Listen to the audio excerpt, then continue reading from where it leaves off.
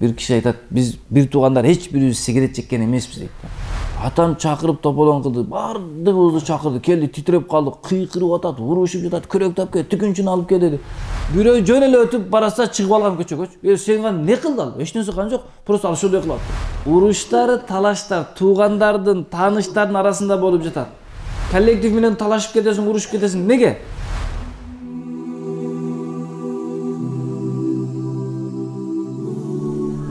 Abu Hurayra radıyallahu anh aytat, bir adam Abu Bakır radıyallahu anh'unu tildep jatteler.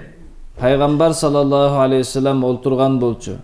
Jana Peygamber aleyhissalatu vesselamga Abu Bakır Sıddık radıyallahu anh ün çıkpagan öte jaktı. Jana Peygamber sam jilmayıp turgan. Bayak adam tildөөsүn köbөйткөндө Abu Bakır Sıddık radıyallahu anh kee bir sözünü kaytarıp cevap verdi. Peygamber aleyhisselam alubakta açıulanıp turup ketти. Артынан Abu Bakır radıyallahu anh dagı ketти. Oşonda Abu Bakır Sıddık radıyallahu anh aytat, ey Allah'ın elçisi, meni tildep жаткан болчу, siz menin janımda ün çıkpastан olturdunuz ele. Al эми men aga kee bir sözüne жооп бергенимде siz açıulanıp turup kettiniz. Oşonda Peygamber aleyhissalatu vesselam aytты, innahu kana ma'aka malakun yaruddu anka. Sen ün çıkpay turganыңda senin janыңda bir perişte aga жооп berip жаткан эле. Falamma radatta alayhi ba'da qawlihi. Sen aga kee bir sözün kaytarganыңda waqa'a şeytan keldi. Falam akun li aq'uda ma'aş şeytan, alemi men şeytan menen olturuucu emesmin dedi. Bul hadisten tüşüne turgan nese urmattуу bir tığandar, bir adam ekinci bir adamdı tildese aga жооп berбеген жакшы. Abu Bakır Sıddık radıyallahu anh'unu tildep jattı. Abu Bakır Sıddık radıyallahu anh ün çıkkan jok da. Anın ün çıkpay sabır kılıp turganını Peygamber aleyhisselamga aябай jaktı. Jana jılmayıp turganda. Al эми качан жооп бергенде Peygamber aleyhisselam açuusu kelip turup ketти. Bir adam sizdi tildese emне kılış gerek? Жооп berse bolобу bolбойбу?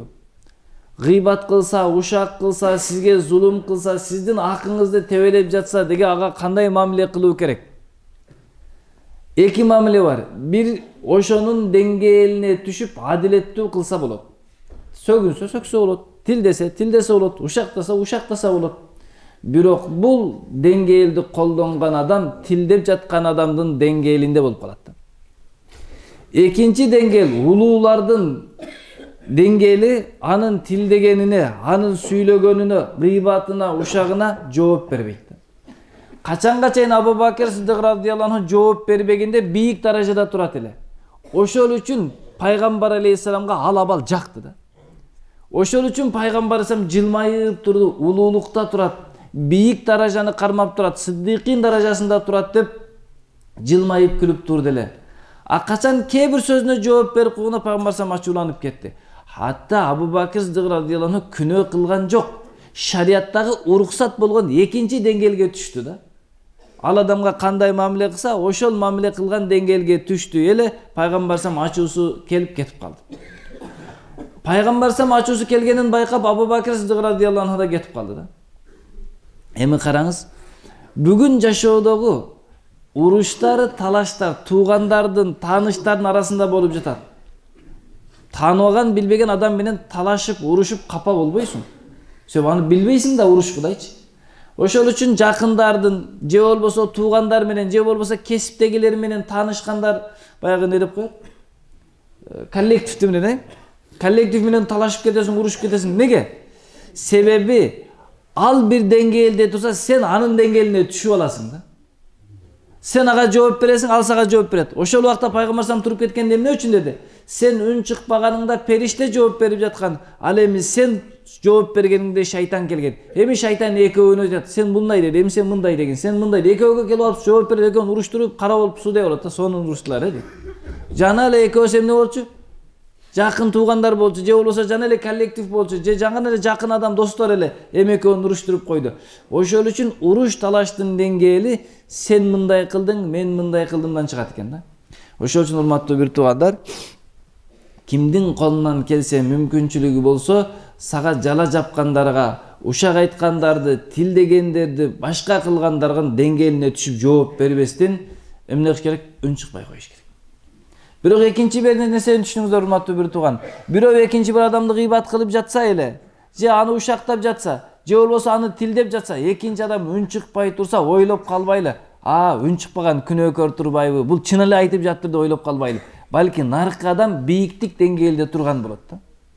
Ошол үчүн урматтуу бир туугандар, кыргыздын бир жакшы макалы бар го, ит үрөт, кербен көчөт депчи. Бул мындай да.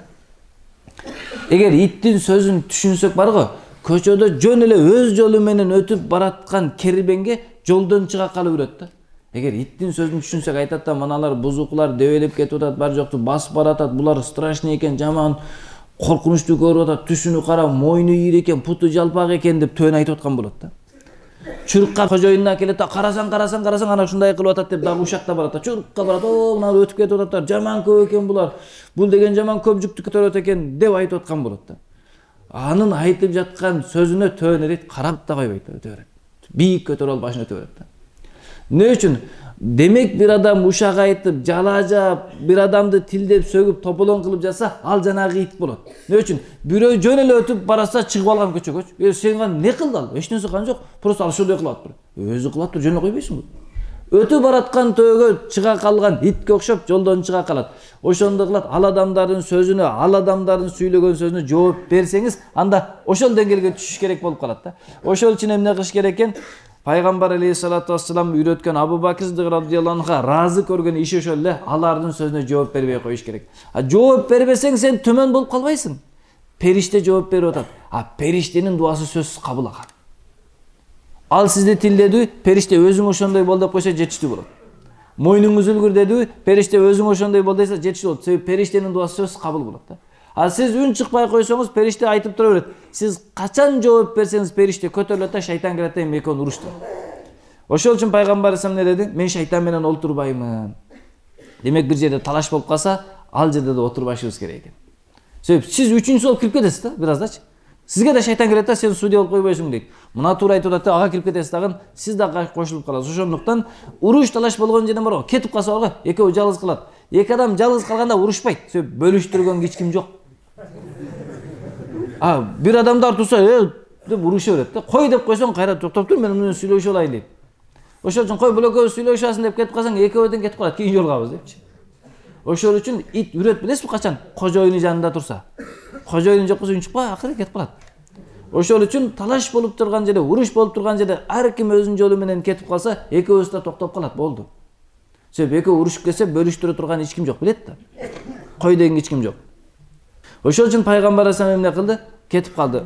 Уламалар айтат, эмнеге пайгамбар алейхиссалам кетип калды десе, Абу Бакр Сиддик радыйаллаху анху мазлум болуп турат эле.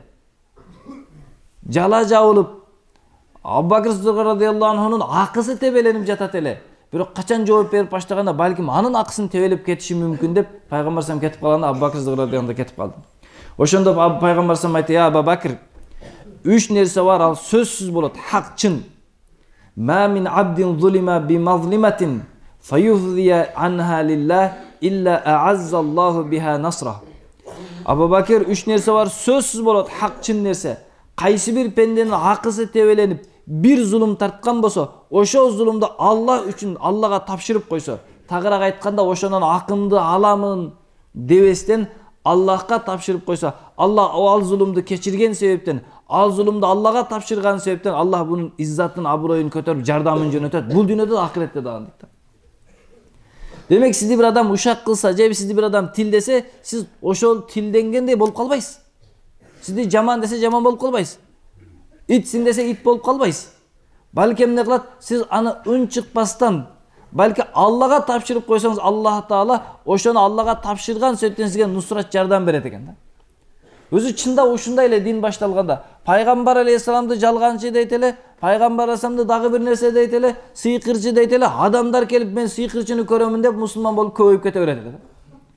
Пайгамбар сама канча жала жапса, ошону кечирип Аллага тапшырып кое берет эле. Аллага тапшырган сайын пайгамбар самдын кадыр баркы даражасы көбөйүп, ээрчигендер көбөйүп кете берет эле. Ошондуктан биз эмне кылат экенбиз? Аллахка тапшырабыз, Аллах ошону менен бизге нусратыны бул дүйнө акыретте бере берет да. Анан дагы бир нерсе, бир адамдан акыңызды алгыңыз келсе бар го, Аллага тапшырыңыз, Алла өтө сонун кылып алып берет, сиз анчалык ала албайсыз да. Арызданып сотко барсаңыз, эч нерсе кыла албай калышыңыз мүмкүн. Ошондуктан сиз Аллага тапшырсаңыз, Алла ушундай кылып алып берет, сизди эң чырайлуу деңгээлде акыңызды алып берет. А сиз алам десеңиз анчалык деңгээлге жеткизе албай каласыз. Экинчиси, ма фатаха рajulun баба атиятин. Кайсы бир адам берүү эшигин ача турган болсо, Аллах таала малыны көбөйтүп баштайт. Илля задаху биха касрatan. Кайсы бир адам берүү эшигин ачса, Аллах жолуга берейин, Аллахты разы кылайын, туугандык туулайын, башкаларга берейин деп берешендик эшигин ача турган болсо, Аллах таала бул инсанга сөзсүз көбөйтүп бере берет. Сахаба радыйаллаху анхум жана ошондон кийинки улуу алымдардын бай болгондугу көп дүйнөгө мээнет кылгандыгынан эмес, көп берешен болгондугунан да. Абу Ханифа рахматуллаху алейхи өтө бай эле. Өз доорундагы алымдардын ичинен эң байларынан эң байы болуп саналат эле. Муну мынтип түшүнбөңүз, эң көп бизнес кылган, кечке бизнестин артынан жүргөн адам экен деп. Жок. Абу Ханифа рахматуллаху алейхи илимдин артынан жүргөн адам, илим алган, илим берген адам, эң улуу алымдардын катарында өз доорунда. Бирок ошо менен бирге эң көп берген адам болгондуктан Аллах ага көп берип коет. Бүгүн бербей эсептегендиктен Аллах да бизге бербей эсептеп турат да. Эгер биз эсептебей бергенибизде Алла бизге эсептебей берет эле да. Көп бергенде көп берет. Ошол үчүн хадисте келет. Кайсы пендем мага бир карыш жакындаса, мен ага бир чыканак жакындаймын. Анын мааниси кайсы пендем мага бир аз жакындаса, мен ага андан көбүрөөк жакындаймын деген мааниде. Ага көбүрөөк, бир адам кичине ибадат кылып баштаса, Алла таала көбүрөөк сооп берип баштайт. Кичине садакага берип баштаса, Алла таала көбүрөөк садака берип баштайм деген мааниси да. Биз тараптан канча болсо, Алла андан көбүрөөккө жооп берет да.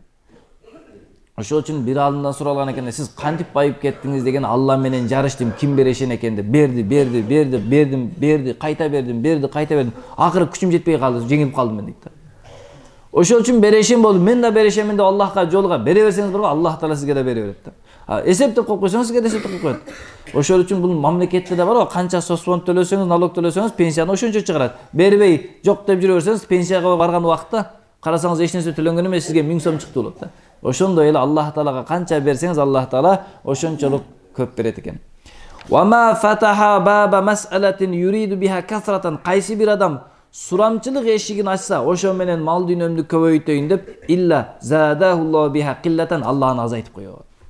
Кайсы адам берүү эшигин ачса, Алла көбөйтөт экен. Кайсы адам суранып көбөйтөйүн деген ниетте сурамчылык эшигин ача турган болсо, Аллах таалага ачарчылык, кедейчиликтин эшигин ачып коёт экен. А бирок биздин каалаганыбыз болбой калат, Аллахтын каалаганы болуп калат. Ошондон урматтуу бир туугандар, демек биздин акыбызды тебелеген инсандар эмне кылат экенбиз? Акысын аламын деп, аны менен урушуп, талашып, сотко барып отурбайбыз. Балки алардын бардыгын кечиребиз. Кечирип коебуз. Биз кечирип койсок дагы, Аллага тапшырып койсок да, кыяматта сүйлөшөбүз десеңиз дагы, бул дүйнөдө акыңызды талап кылбагандыктан Алла таала сизге бул дүйнөдө дагы, ахиретте дагы жардам бере берет да. Ошол үчүн бир адамдар экинчи адамды гыйбат кылат, тилдейт, учактайт, ар нерсе кылат. Бирок натыйжада эмне болот? Наркы адамдын даражасы дагы көтөрүлүп кете берет да. Сен корккун, сен тилдеген адам сага жооп бербесе, даражасы көтөрүлүп кетишинен. Сөп хадис турат. Сени тилдедиби? Сени жала жаптыбы? Сен ага жооп бербедиң, демек сенин даражаң көтөрүлө берет. Сен бирөөдө ошондой кылсаң, анын даражасын көтөрүп жатасың деп түшүнгүнүң. Үн чыкпай койсоң унутулуп калат да. Бир адамды жамандасаң дагы, мактасаң дагы даражасын көтөрө бересиң. Жамандасаң да баары не кылып атасың, аны реклама кылып аткан болосуң да. Андан кийин ошондой эле бир окуяны айтат. Абдулла ибн Умар радыйаллаху анхунун баласы Миктат радыйаллаху анхуга кичине туура эмес сөз сүйлөп алат да. Анан Миктат радыйаллаху анхуга кичине мындай ылайыксыз сөз сүйлөп алганда атасы айтат, Умар радыйаллаху анху, балаңыз мени ушундай деп койду дегенде, Умар радыйаллаху ушунчалык катуу ачууланат. Ачуулангандан касам ичет, мен баламдын тилин кесип салам депчи. Баламдын тилин кесип салам дегенде, баласы коркуп атасынан Абдулла радыйаллаху анху, адамдарды ортомчу кылды, атама айтыңыздар, экинчи кайталабайм, эч кимди тилдебейм, болду, экинчи мен тилиме чыгамын, ортого түшүңдөрчү, атам ушу ачуусунан токтосун депчи. Адамдар барса не дейт? Дауни фаакта лисанаху. Кой токтоткула, мен анын тилин кесип салайын. Бир тартип фатакуна суннатан ю'малу биха мин ба'ди, менден кийин сүннөт бир тартип болуп калсынчы, менден кийин пайгамбар алейхисаламдын сахабаларын тилдегендердин тилин кескен бир эреже калып кетсе жакшы болот эле исламда деп айтат эле да. Ошол үчүн урматтуу бир туугандар, биздин балдарыбыздын оозунан чыккан сөздү да карашыбыз керек да, тарбиянычы. Балабыздын сөзү туура эмес чыкты, ушундай бир тополоң ачуу кылалык, бала ошол сөздү экинчи кайталабай турган болсун. Бир киши айтат, биз бир туугандар эч бирибиз сигарет чеккен эмеспиз дейт да. Себеби дейт, бир жолу атабыз бизге сабак берген дейт да. Бир жолу үйгө келсек, усталар сигарет чегип таштап койгон экен баягы калганда. Атам чакырып тополоң кылды, бардыгыбызды чакырды, келди, титиреп калдык, кыйкырып атат, урушуп жатат, күрөктү алып кел, түкүнчүнү алып кел деди. Бардыгын алып келгенден кийин баягыны алдырып күрөк менен салдырып, ой капар көмкөгүлө деди. Аны болду, кой деди. Бирөөдүн таштап койгонуга ушунча балага калсак, өзүбүзгө жолуп алсак балага калабызго депчи. Анда тирүү калбайбызго деп түшүндүк. Ошондон кийин биздин бир туугандар бирөөсү дагы жолободу дейт. Демек балабыздын кайсы бир ишти туура эмес кылганын көрүп калсак, ага ушундай ачууланалык, экинчи ошол ишти эмне кылсын, жолобой турган болсун. Ал кичинекей иш болсо дагы ушундай чоң кылып таштайлык, ошол кичинекей туура эмес ишке дагы жолобой турган болсун. Бул хадистен билинет, адам баласынын тарбиясын сөзсүз карап туруш керек экен да.